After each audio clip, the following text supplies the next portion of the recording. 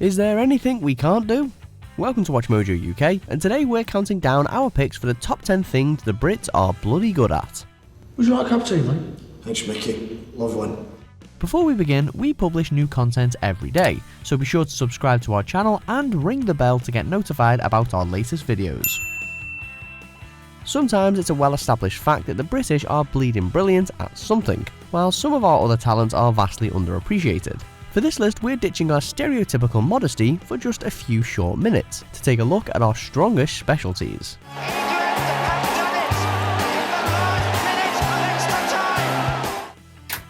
Number 10. Theatre. Forget Broadway, London's West End is the true pinnacle for stage performers. Not that we're in competition with New York or anything, but if we were, we'd totally win.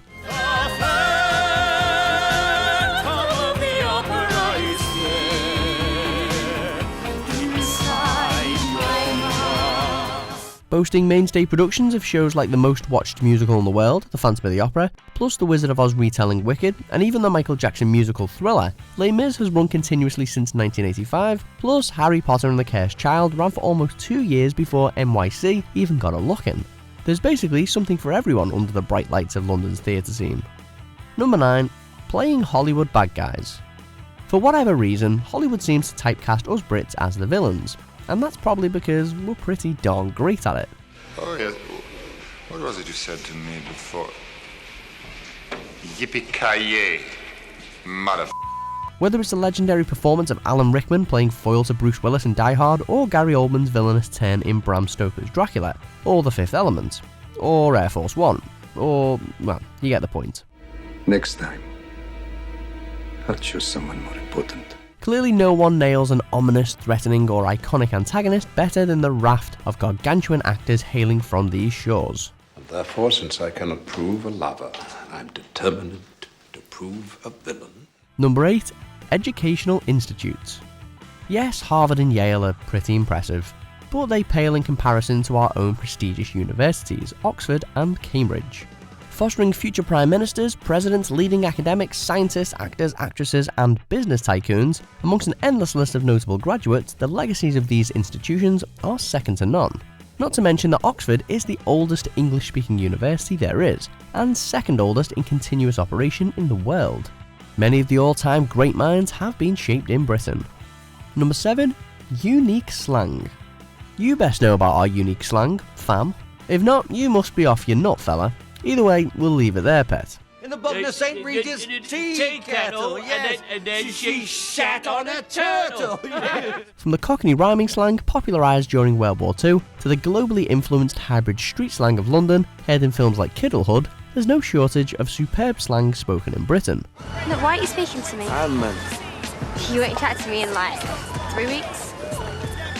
And I've been doing a bit of things in it. There's also the lingo that's specific to the north, plus a barrage of brilliant terms from the West Country and Wales, north of the border dialect in Scotland, and countryside colloquialisms from East Anglia. By gum. Oh, is that right?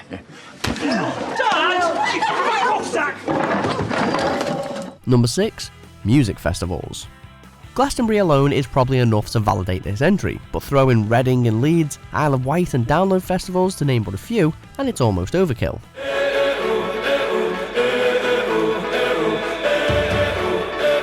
Anyone who's anyone in almost any genre of music has played or wants to play at one, if not all, of these iconic venues at some point in their careers.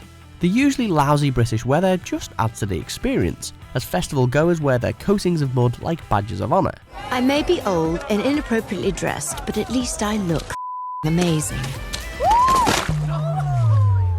And music aside, you can't beat a few drinks and a good old-fashioned sing-along around the campsites. People fall in love in mysterious ways.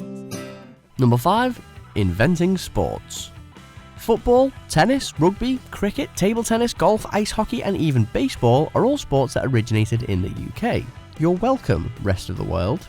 We haven't done too badly at most of them either, especially tennis, rugby and boxing in recent years. But globally, football is the most popular sport of all. It's coming home, it's coming, football's coming home. And though England hasn't won a World Cup since way back in 1966, much to everyone's continued misery, the English Premier League is still the most watched league in the world, with players from all countries queuing up to play in it. Number 4. History. Britain's a pretty small island, but it's steeped in more recorded history than almost anywhere else, and has long been a top tourist destination for eager culture vultures. True, the widespread rule of the British Empire isn't always remembered with great fondness, but the UK has historically proven an important and positive influence in Europe and the Commonwealth. And few countries can match Britain for impressive castles, important battle sites, stately homes, national parks, or inspired architecture. There's just really, really old stuff everywhere you look. Number 3. Comedy. No one, and we mean no one, does sarcasm or self-deprecating humour quite like the British. Along with our thriving economy, stable political leadership and predictable weather, it's what we do best. Please! This is supposed to be a happy occasion! Let's not bicker and argue about who killed who. Throw a few inventive, sodding swear words into the mix, and you're onto a winner. And then there's the steady flow of standout films and sitcoms, from Monty Python to Mr. Bean to Peep Show. What's so funny? It's only a fridge magnet. I know, but it looks just like a fried egg. As well as the long list of British comedies that America has tried to remake before failing miserably. You just can't beat the originals, can you?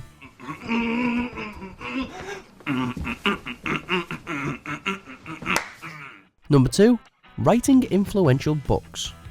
It's British authors behind the lion's share of the best-selling books of all time, with Charles Dickens's A Tale of Two Cities and J.R.R. Tolkien's The Lord of the Rings toward the top of that list. To the bridge of Khazad-dûm. And J.K. Rowling's Harry Potter books are also the best-selling series of all time. What happened? I swear I don't know! But more than the massive numbers, British writers have always been influential in shaping literary styles and genres. From the gothic glory of Mary Shelley's Frankenstein to the gritty realism of Irvine Welsh's Trainspotting, when the Brits write, the whole world reads. So, we all get old, we can't hack it anymore, and that's it. Yeah. Number 1. Producing influential music. The Beatles, the Rolling Stones, Black Sabbath, Iron Maiden, Queen, Bowie, Oasis, Radiohead. We could dedicate an entire list to the influential British bands and musicians, and in fact, already have.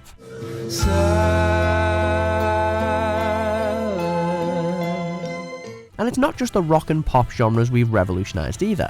The grime scene is another homegrown phenomena, with the likes of Stormzy leading the charge. How dare you twist up the truth, look, you're getting way too big for your boots. Pick any era from the past century and the UK could provide a soundtrack to it. And a bloody good one at that. Don't let me down. Do you agree with our picks? Check out these other great clips from Watch Mojo UK and subscribe for more great content.